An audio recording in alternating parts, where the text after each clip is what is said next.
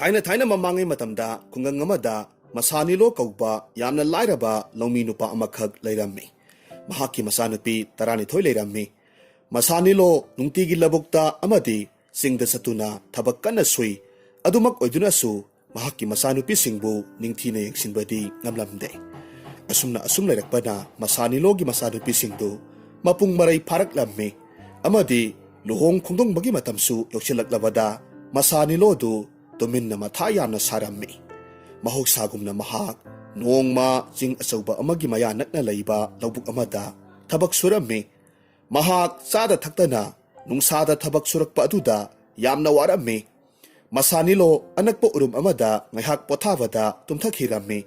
Mahakna tumba hawgalakpa matamdadi numit taramdagi matam mamli taubo oirammi.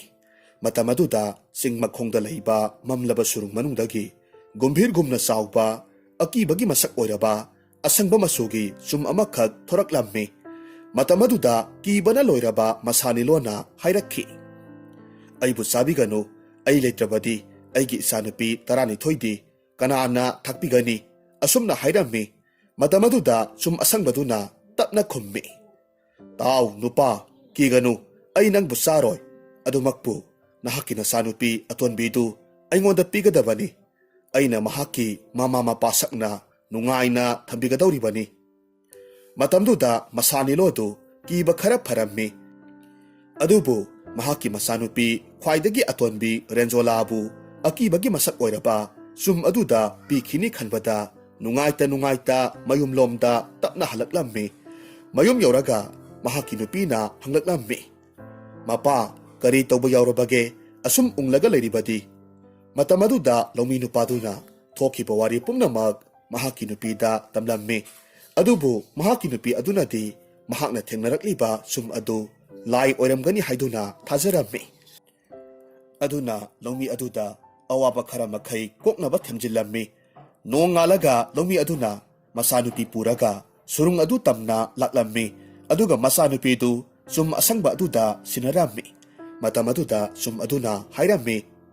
Taw nupa ngasidagidi nahakki nasanupi Renjolasi aigi isagumna yoklagadabani. Mahakpu yamna nungaina thamgadawribani. Aduga nahakki lemhoriba nasanupi mayam adubusu luhongbiyu. Asi haiduna sanana thallaba khawjaw amakhak piraklammi. Aduga mamlaga leiramba surung adubusu konunggumna ningthiraba chawkhaba leitengtana thallaba mafam amakhak onthoraklammi. Hariba chum asi Larimbi amana onkiba oirammi. Amadi lawmiduki awabadu ubiduna chanbikhibani haibasi mahakna khanglakhi. Mahak mayumda yamna nungaina halakhi. Ikui kuidana nungayai phaba awat apa leitaba imung ama haibadu oiraklammi. Masanupi mayamdu matiksana awong awun tawduna sauna luhongki. Asomdasu konunggumlaba mafam aduda Renjola manai masal sama na seba tawraga Rajkumari amagumna lairembina sayonba sum aduga leiminarammi. Asumna yamna kethok mangthokna yolakpa asida napal tawbi amasung tawbimal khangba watpi nupi ama haibadu oiraklammi. Nongma makhoigi lam adugi ningthaudu sa tanba lakpada singdugi manak aduda yoksilaklammi. Sa asum talakpana khanghaudana numisu tapna tasinki. Mamli tawrakpa matam aduwaida surung manungdagi thorakliba Pajaraba maingal mayamduda ningthaudu langtaknarammi. Aduga surungdugi mamangda leiba sauraba thong aduda thinduna kana leibage haiduna hanglaklammi. Matam aduda lairembiduna mahakki sumgi saktamdagi nupi ama olaktuna ningthau adubu kauksillammi. Manai sama na asa athak ningthina pijaduna seba tawhallammi. Ningthau aduna ahing amagi sangjafam nijarammi. Lairembi adunasu yabirammi. Renjolasu ningthau lakpagi paudu taraduna mahakki kadagi mama lairembina pibiba lupatana saba ningthiraba pijoldu setlaga thoraklammi. Aduga ningthau aduda wari watai sanarammi. Matam aduda ningthau aduna Renjolada tasengna pungaw ngawkhirammi. Amasung Renjolanasu ningthau adubu ubamaktada pamlammi. Mathangi numitta ningthau aduga Renjolaga lairembi aduna sauna awong awun tamduna luhongbirammi. Mathangi numitta ningthau aduga Renjolaga lairembi aduna चाउना अवung अवन तमदुना लुहोंगबिरम्मी नापल कारबी रेजोलादु महाकपु राजकुमारी गुमना योक्पिरक्लेबी लाइरेंबी अदु फाउबा थवोइरमदे चटलगे हाइबा फाउबा हाइरमदना मफमदुदगी चटख्रे मतमदुदा साउरबा लाइरेंबी अदुना साप तौरक्लम्मी खुदक अदुदा रेंजोलागी मकोक्तु हामेंगी मकोक ओइना ओइखिरम्मी मतमदुदा निंगथौ अदुना येंगलक्पा मतमददी ngakpana loikre mahakna asumna ras singasanda phamlabadi praja miyam amadi mamanaba ningthong mayam gi mamangda izat loiragani khanduna renzola bu konunggi aronba ka amada mahaki khwaidagi thajaba manai nupi amaga loinana thamlammi ningthau aduna mahaki rani gi maongdu khangningladuna sangyeng tauge khalammi ningthau aduna renzola amadi mahaki manai nupi aduda muka gi lang mayam ama pirammi aduga hairakhi tau renzola hauzik aina piriba lang mayam asina nakhoi ani sayol amagi manungda aina inba yaba phi amamam sagadabani asumna hairamduna ningthaudu chatkhre matamaduda napal karabi renzola sauraduna asumna matomta khanjarammi aisu rajkumari amagumna nunga yaifana leirakibani aduga sana lupa mayam amasu awung awun tawraklibani aduga aina minai amagum karigi phi saruni asum haiduna langsingdu langthokre haina kibagi matung inna ningthau adu laklagani haiduna paw piraklammi renzola tawpham khanglamde maramasina mahakpu yokpirakliba lairembidugi manakta selaklammi aduga phi ama nijerammi matamaduda puksel saurabi lairembi aduna phi ama khak pibiraklammi phi phanglabada renzola thagat wahi phawba hairamdana खुदक्ता हराउना चेनखी मनाई नुपी अदुदी निंगथौ अदुना हाइबदु निंगथीना तौरम्मी निंगथौ अदुना फी सिंगदु येंबा लाक्लम्मी अमुक्का निंगथौ अदुना हुइनाउ मचा अनि खक पुरगा लाक्लम्मी अदुगा हाइरक्खी अइना पीरिबा हुइनाउ असि नुंसीना लोइनगदबनी अइ था अहुम लैरबा मतुंगदा येंबा लाकनी असुमना हाइरमलगा हुइनाउदु पिरमलबा मतुंग चटख्रे मतमसिदा रेजोलादी हुइनाउदुबु योक्पदी लाइरदना mapalomda langthokhi aduga manai nupidudi mahaki huinaw adubu nungsina yokpirammi asumna matamna asum haukibana haina kiba matam oisilaklabada ningthaudu laklagani haiduna paw piraklammi matamaduda renzola mahaki di huinaw masadu leitraba aduda matha yamna sarammi amadi ningthaudugi seraksu kirammi maramasidagi mahak lairembina leiriba surung adu tamna laklammi matam asidati konungga manaraba surungdugi mamangta ahal oiraba nupa amakhak phamlaga leirammi nupa aduna hanglakhi ibema nahak kadaida chatkadabano manungda sangadabra hanglaklammi matam aduda renzola khumningda khumlaklammi ahal dubu ningthina tawramde matam aduda ahal aduna sauna hairakhi karigino thawjal aduk haitribadi maram adumaknani hamengi makok palibadu matam adumaktada phanglakhi renzola mahakki makokta palibasi tasengnamakki hameng makokni haibasi amasung mahaksi longmi amagi masani haibasi su khanglaklammi tasengna mahak napalgi mayai kanan khibana kaurure pumnamak khangjaraknabi renzola kaplaga asum leirammi mahak mafam adudagi lengkhidre asumna ningamdana kaptuna adumak leikhre asumna numit kayani rom haukhre renzola adumak surungdugi mamangda kaplaga leirammi mamai thangdadi lairembidu thoraklammi sada thaktana kaplaga leiribi renzola bu konkhatpiduna hanaki masak matau phajarabi renzola du amuk olhanbirammi matam asidadi renzola napal pumnamak thadokre aduga mahakpu masa sakna yoklibi lairembi aduda hanna lale haijarammi asomdasu ningthau aduna renzola maki baduda asom thirakpa matamdadi surungdugi manakta leirammi matam asidadi lairembi aduna renzola bu sanagi phajjaraba phizol ama pibiduna amukka hanna ningthau masa aduda thajarammi hariba numit adudagidi napal karambi renzola du thawjal haibi ing tappi nupi ama oiraktuna yamna nunga yaifana pankhi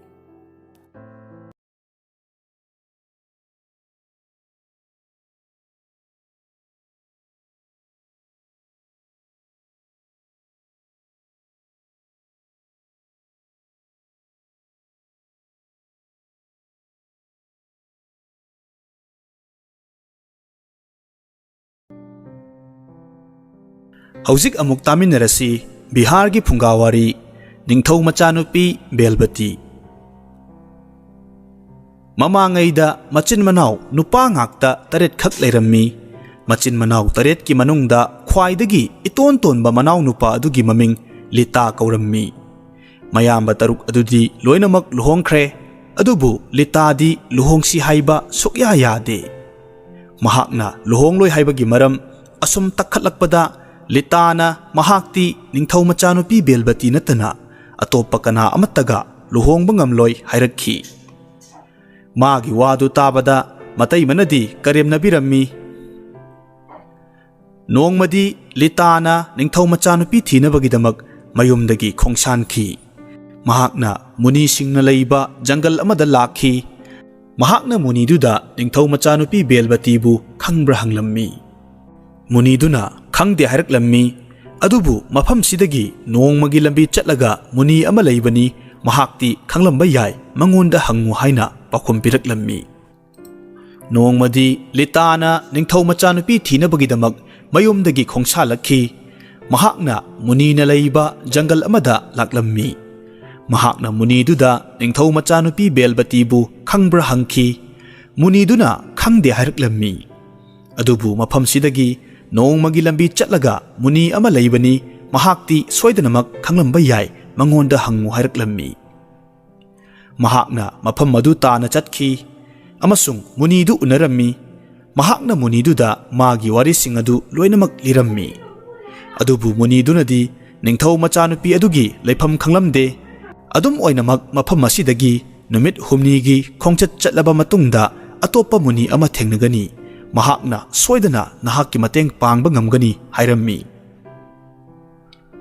लिताना मफमदुदा चटखी अमसुंग अहुमसुबा मुनीदु उनरम्मी। मुनीदुना मंगोंदा Ningthou मचानुपी बेलबतीदी अचौबा उहै अमगी मनुंगदा फाजिंदुना थमली। हाइरिबा उहै असि Panba उदु हिंचाबा मयामना ngak सेंदुना लै। नहाकना मफम मदुदा चत्तुना उहैदुबु हेगलक्लबदी नहाकना निंगथौ मचानुपीदु फंगलगनी। अदुबु थबक्तु पांगथोकनबा होनबदा खुदोंथीबा कयादि नंगनी। लिताना मुनीना हारिबदु मुन्ना तारम्मी। अदुगा थबक्तु चेक्सिन्ना तौगे हाइना खलम्मी। मुनीना महाकपु अपिकपा उचेक अमा ओलहनबिरम्मी। अदुगा माइकैदु ताकपिरक्खी। लिताना मफमदुदा उचेक ओलदुना पाइरक्लम्मी अमसुंग उहै मयाम पालिबदु उखी। उपामीदुगी मखोंगदा लैरिबा हिंचाबसिंगदु उबदा अकीबगी मसकनी। किथी किरुम तौना अचौबा उहैदु हेकपगी महुत्ता अफंगबा अमा हेक्ता हेकलम्मी। हिंचाबदुना मंगोन तमना चोंगसिल्लक्खी अमसुंग चाथोक्खी। लिताना हलक्तबा अदुदा मुनीदुना खुदोंथीबा अमा सोइदनमक थोकलमनगनी खंदुना quack अमा थारक्खी। क्वाकतुना मफम अदुदा चलुरबा मतुंगदा लितादी मफम कदाइदसु लैबा उदे। अदुगा अहेकपा उहै अमदी लैबाकता ताबगुम लैहौवी हाइदुना मुनीदुदा तमलम्मी। मुनीदुना क्वाकतु मफमदुदा अमुक्का हन्ना थाखी। अदुगा हिंचाबदुना चाखिबगी मचेत अमतंग ओइरबसु पुरकउ हाइरम्मी। क्वाकतुना मदु पुरकलम्मी अमसुंग मुनीना लितागी पुंसीदु अमुक हन्ना हिंगतहनबिरम्मी। मुनीना लितादा मागी हाथु हाथुना थबक तौबा अमदी पांगदबा अदुगिदमक चैखी। अदुगा करीगुंबा मफम अदुदा अमुक्का हन्ना चटपा पामलबदी ख्वाइदगी चाउबा उहै अदु हेलक्कदबनी हाइरम्मी। लिताना हंदक मुक्ति थबक्तु अकीबा याउदना पांगथोकलगे खनखी। मुनीना लिताबु तेनवा ओलहलम्मी।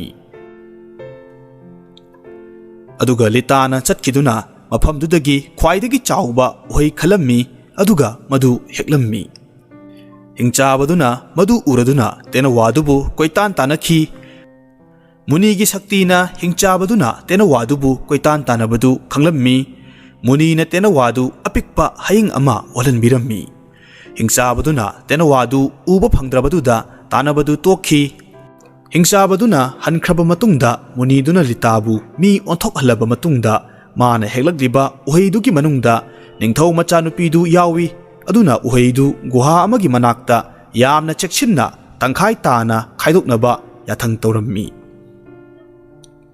लिताना उहैदु गुहादुगी मनाक्ता पुरक्खी अमसुंग मखुतना यामना कन्ना मुक्तुना ꯇꯪꯈꯥꯏ ꯇꯥꯔꯝꯃꯤ꯫ ꯅꯤꯡꯊꯧ ꯃꯆꯥꯅꯨꯄꯤꯗꯨ ꯎꯍꯩꯗꯨꯒꯤ ꯃꯅꯨꯡꯗꯒꯤ ꯑꯔꯪꯕ ꯃꯉꯥꯜꯒ ꯂꯣꯏꯅꯅ ꯊꯣꯔꯛꯈꯤ꯫ ꯑꯉꯛꯄꯒꯤ ꯃꯇꯧꯅꯤ, ꯃꯥꯒꯤ ꯃꯉꯥꯜꯗꯨꯅ ꯌꯩꯕꯗ ꯂꯤꯇꯥꯗꯨ ꯁꯤꯈꯤꯔꯝꯃꯤ꯫ ꯅꯤꯡꯊꯧ ꯃꯆꯥꯅꯨꯄꯤꯗꯨꯅ ꯃꯥꯒꯤ ꯃꯁꯥꯗꯨ ꯄꯥꯏꯗꯨꯅ ꯌꯦꯡꯕꯗ ꯁꯤꯔꯦ ꯍꯥꯏꯕ ꯈꯪꯂꯦ꯫ ꯇꯟꯖꯥꯗꯨꯗ ꯀꯃꯔ ꯀꯧꯕꯤ ꯂꯩꯁꯥꯕꯤ ꯑꯃ ꯂꯥꯛꯈꯤ꯫ ꯑꯗꯨꯒ ꯀꯔꯤ ꯊꯧꯗꯣꯛ ꯊꯣꯛꯂꯕꯒꯦ ꯍꯥꯏꯅ ꯍꯪꯂꯝꯃꯤ꯫ ꯅꯤꯡꯊꯧ ꯃꯆꯥꯅꯨꯄꯤꯗꯨꯅ ꯅꯨꯄꯥꯁꯤ ꯁꯤꯔꯦ, ꯑꯗꯨꯅ ꯒꯨꯍꯥꯁꯤꯗꯒꯤ ꯏꯁꯤꯡꯁꯤ ꯈꯖꯤꯛꯇꯪ ꯄꯤꯊꯛꯂꯕꯗꯤ ꯁꯣꯏꯗꯅ ꯍꯤꯡꯒꯠꯂꯛꯀꯅꯤ ꯍꯥꯏꯔꯝꯃꯤ꯫ ꯃꯗꯨ ꯇꯥꯕꯗ ꯂꯩꯁꯥꯕꯤꯗꯨꯅ ꯅꯨꯄꯥꯗꯨ ꯃꯥꯒꯤ ꯑꯣꯏꯕ ꯄꯥꯝꯈꯤ꯫ ꯃꯔꯝ ꯑꯗꯨꯅ ꯒꯨꯍꯥꯒꯤ ꯏꯁꯤꯡꯗꯨ ꯃꯍꯥꯛꯇꯤ ꯁꯣꯛꯄ ꯉꯝꯒꯗꯕ ꯃꯥꯟꯗꯦ, ꯅꯤꯡꯊꯧ ꯃꯆꯥꯅꯨꯄꯤꯗꯨꯕꯨ ꯑꯣꯏꯅ ꯁꯣꯛꯂꯨꯅꯕ ꯍꯥꯏꯖꯔꯝꯃꯤ꯫ ꯅꯤꯡꯊꯧ ꯃꯆꯥꯅꯨꯄꯤꯗꯨꯅ ꯏꯁꯤꯡꯗꯨ ꯁꯣꯛꯄ ꯆꯠꯈꯤ꯫ ꯂꯩꯁꯥꯕꯤꯗꯨꯅ ꯃꯥꯕꯨ ꯇꯨꯡꯂꯣꯝꯗꯒꯤ ꯂꯥꯛꯇꯨꯅ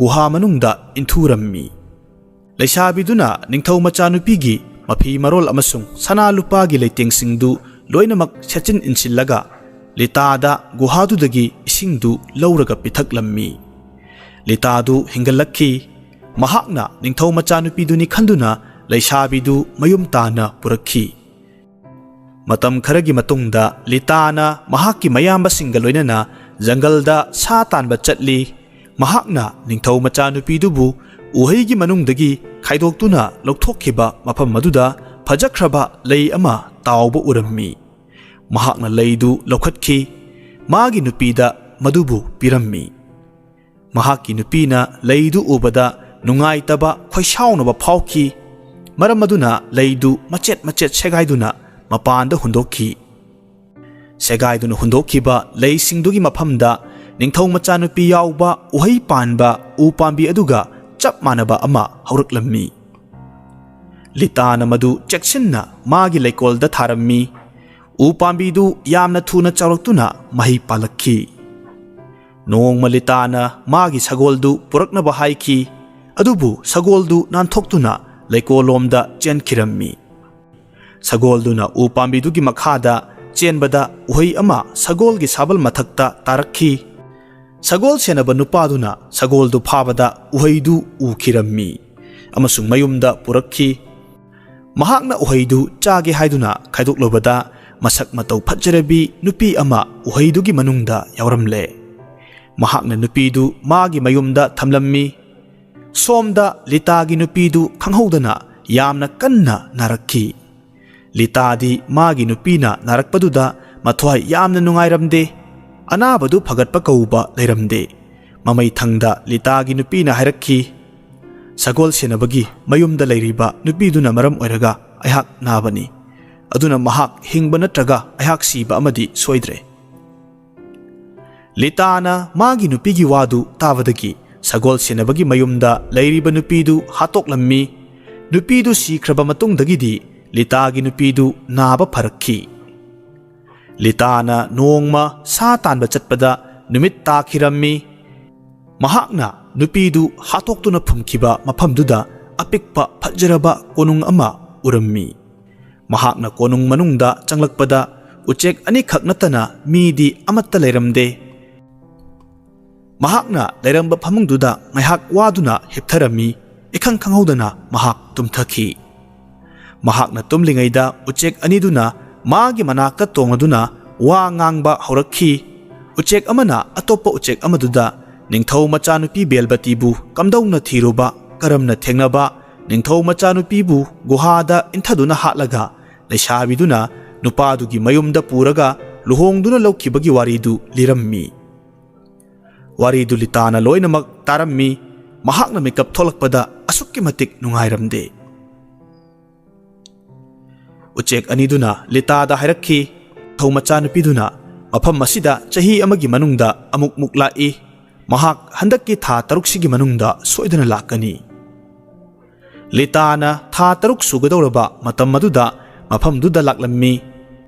निंगथौ मचानुपीदु मफमदुदा लाकपदा लितागा उनखी। मखोई असुक्की मतिक अमना अमबु सक उबदा नुंगाइबा पोकलम्मी। लिताना मागी मयुमदा लैरिबा सासिन्नबा नुपीदु महाक्की मरालदुगिदमक हाटलम्मी। अमसुंग मखोई अनि यामना नुंगाइना लेमिन्नखी।